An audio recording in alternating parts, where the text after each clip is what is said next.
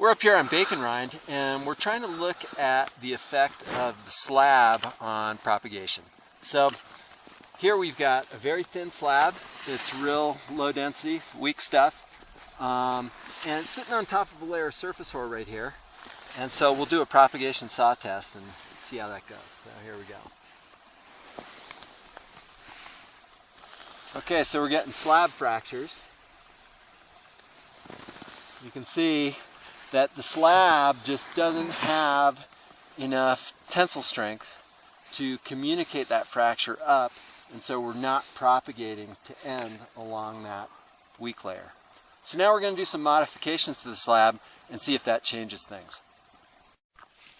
So now what we've done is we've got the same situation with the surface hoar, but we put a load on top of it, and let's see what happens here. Okay, again we're getting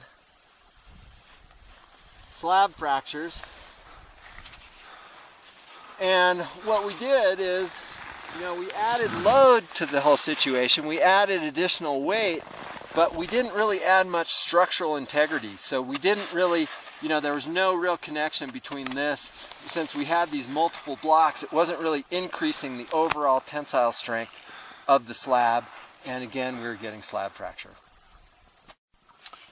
Now we've loaded up the slab, or we've loaded up our slab here with just snow that we put on with the shovel, because this snow, and then we've given it about 55 minutes to bond, to sinter up, with the idea that now we've added not only load to the slab, but we've also added tensile strength. Let's see if we get the fracture to propagate now.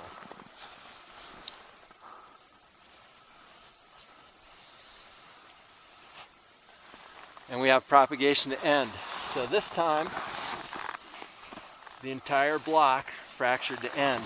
And you can see that the slab, it's a fairly healthy slab that we got on top now. This layer that we put on there. Looks like it's about, probably 1 finger hardness or so. And that slab was enough then to communicate that fracture up the column and cause it to propagate to end.